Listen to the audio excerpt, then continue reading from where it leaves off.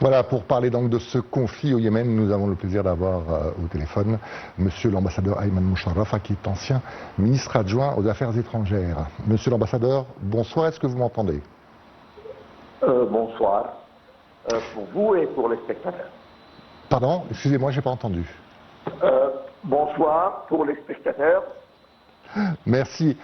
Monsieur l'ambassadeur, on assiste à une intensification des combats, aussi bien entre les Houthis et les forces gouvernementales que entre les Houthis et certains intérêts de l'Arabie Saoudite. Où en est le Yémen aujourd'hui? Je pense que le Yémen est en pleine crise. Comment dire, la guerre civile a commencé depuis 2014, quand les Houthis ont envahi la capitale. Ils exercent une hégémonie sur la capitale et sur le nord et le nord-est du pays. Et à cause de cette hégémonie et cette invasion qui n'est pas légale et qui n'est pas reconnue par le monde et par les pays arabes, ils ont fragilisé les Yéménites. Il y a une crise humanitaire qui bat son plein. Et il y a des millions de Yéménites qui sont en malnutrition. Et puis, il y a, avec la guerre américo-iranienne, on considère les Houthis comme des alliés, et même pas des alliés. C'est un bras de l'influence iranienne. Ils ont mis en péril les lignes maritimes internationales dans le détroit de Hormuz et dans le détroit de Bab el-Mandab. Et c'est un danger qui peut déstabiliser les voies maritimes internationales et toute la région. Monsieur l'ambassadeur, vous avez parlé de guerre civile. Est-ce qu'on peut employer ce terme aujourd'hui, de guerre civile? Est-ce qu'on est rentré véritablement dans une guerre civile? Il y avait une période un petit peu d'accalmie où c'était ni guerre ni paix. Est-ce qu'aujourd'hui on est officiellement rentré dans cette période de guerre civile au Yémen? Comment dire, il y a le gouvernement à Aden, qui est pro-saoudien et pro-émirat arabe. Il y a un autre gouvernement qui est à Riyad, qui est le gouvernement légitime qui est reconnu par le monde arabe et la plupart des communautés internationales. Il y a le gouvernement de Sanaa, qui est dominé par les forces houthites et qui ne représente pas les Yémen. C'est un gouvernement usurpateur. Il est monté au pouvoir par un coup d'État. Oui. Et à la fin de compte, c'est un gouvernement qui n'est pas légitime. Alors on peut conclure que le Yémen est en guerre civile. Est-ce que ce conflit, selon vous, monsieur l'ambassadeur, est lié à la guerre que les Américains ont menée contre l'Iran? Non, je pense que cette guerre ou cette déchirure politique était avant la guerre américo-iranienne. J'ai cité que les Houthis se sont emparés de Sanaa en 2014. Ils ont tué le président Ali Abdallah Saleh. Et depuis ce temps-là, les milicias Houthis, elles se sont emparées du pouvoir et du pouvoir économique et du pouvoir social.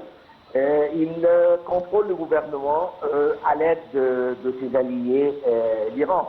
Alors on peut conclure facilement qu'il y a une guerre civile et toutes les tentatives de règlement politique ou de même règlement tribal ou régional a échoué.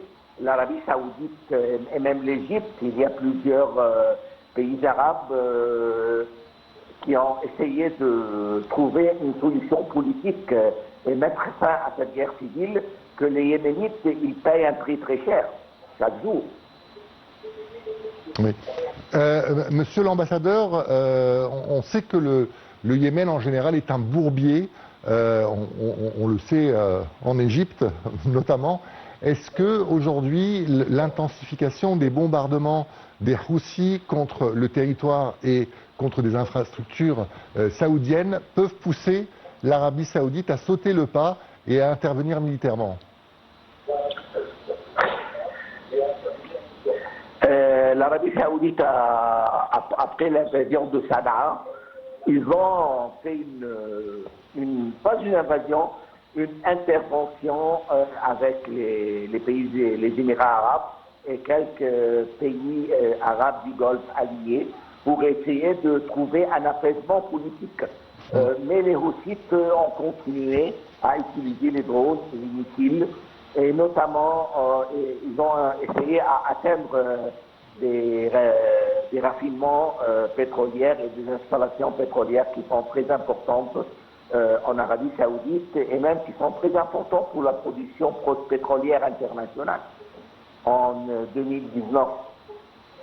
Alors, l'Arabie Saoudite, elle peut intervenir d'une façon totale, mais les Saoudiens essayent de trouver un rôle politique et en même temps de faire une pression militaire et aider le gouvernement légitime à combattre les forces des Houthis.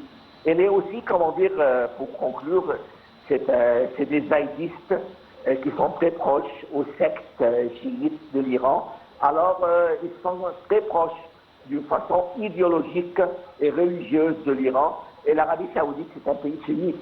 Alors, il y a ici une déchirure religieuse aussi qui joue un rôle très important dans la déstabilisation du Yémen. Justement, vous parliez de cette proximité avec l'Iran. Jusqu'où l'Iran utilise-t-il les Houthis? Est-ce que les Houthis, finalement, sont vraiment le bras armé de l'Iran dans cette région du monde, ou bien est-ce qu'ils prennent leurs décisions d'une façon indépendante des intérêts iraniens? Non, pas du tout. Ils ne sont pas indépendants. L'Iran utilise Hezbollah au Liban, utilise Al-Hashd al-Sha'bi en Irak, il utilise les Houthis au Yémen. Ils ont plusieurs bras dans plusieurs pays arabes qui soutiennent la cause iranienne et qui soutiennent cette guerre contre les États-Unis. Mais ces bras iraniens et ces milices iraniennes, ils attaquent les pays arabes. Ils ont fait plusieurs attaques contre les Émirats arabes, contre Bahreïn, contre Koweït, et des installations qui ne sont pas militaires. Ce sont des installations civiles. Il y a plusieurs civils du Golfe qui ont perdu la vie dans ces attentats-là. Alors, je pense que ces bras, elles jouent un rôle très néfaste et très négatif dans la crise actuelle. Est-ce que, monsieur l'ambassadeur, les Houthis ont les moyens? On a vu notamment quand Israël bombardait l'Iran, on a vu des missiles tirés depuis le Yémen atterrir en Israël. C'est vrai qu'à l'époque, peut-être que les Houthis ont eu un petit peu de prestige dans le monde arabe. Est-ce qu'aujourd'hui, ils ont les moyens de mener une guerre ouverte avec l'Arabie Saoudite?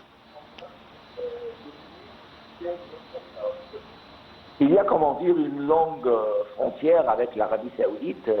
Il peut faire une guerre d'attrition, comme on dit, pour essayer d'envoyer des milices ou faire des attaques surprises, ou à travers des drones contre le sud de l'Arabie Saoudite notamment.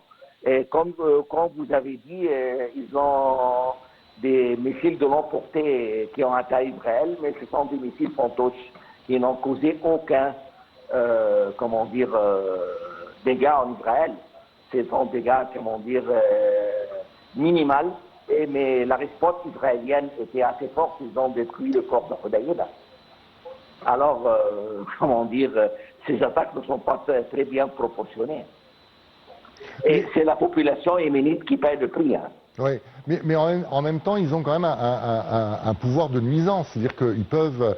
on a vu, par exemple, hier, un bateau saoudien qui a été touché par des missiles. Aujourd'hui, est-ce qu'ils peuvent fermer, par exemple, Bab el-Mandab? Techniquement, puis, ils ne peuvent pas fermer totalement Bab el-Mandab, parce que pour fermer Bab el-Mandab, tu dois avoir une force navale qui est assez considérable et une force aérienne qui est assez considérable. Mais ils essayent de faire des responses d'ici et là et des petits missiles qui peuvent atteindre disrupting l'organisation internationale. Et alors, s'il y a plusieurs bateaux, grands bateaux, des pétroliers qui sont atteints, alors peut-être ils vont créer une crise et tous les primes d'assurance vont monter et tous les grands pétroliers vont éviter cette zone de conflit. Alors ils vont créer un malaise économique pour la région. Justement, on a vu les Américains bouger quand l'Iran a fermé le détroit d'Ormuz. Est-ce que finalement les Américains vont peut-être réagir ou bouger quand leurs intérêts économiques vont être menacés, notamment par éventuellement un blocus de Bab el-Mandab par les forces roussies?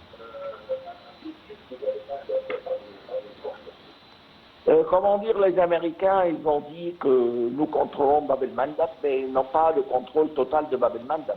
Comme on dit, utiliser des petits missiles, des petits bateaux, des petits projectiles, ils peuvent nuire à la navigation internationale. Ils ne peuvent pas contrôler tout le détroit de Bab el-Mandab ou le détroit de Hormuz. Les petits bateaux et les missiles de portée médium et de longue portée jouent un rôle très important maintenant dans la guerre. Et quand vous voyez par exemple dans la guerre en Ukraine et en Russie, l'instrument principal ce sont les drones. Le drone, elle joue un rôle très important pour infliger des dégâts dans les deux camps. Alors, la technologie des drones, qui est une technologie qui n'est pas coûteuse, mais elles peuvent causer des dégâts pour les pétroliers des millions et des milliards de dollars. Merci en tout cas, monsieur l'ambassadeur Ayman Moucharraf, pour votre intervention et pour nous avoir éclairé sur la situation au Yémen. Allez, on va passer tout de suite à l'autre sujet du jour. Vous avez certainement remarqué cette vague de chaleur qui a touché l'Égypte et les pays environnants. Le changement climatique est aujourd'hui l'un des plus grands défis auxquels l'humanité est confrontée.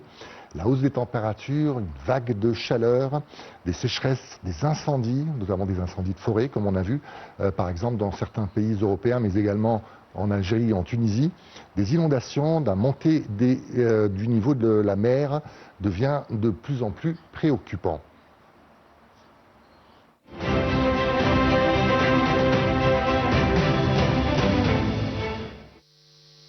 Le changement climatique est aujourd'hui l'un des plus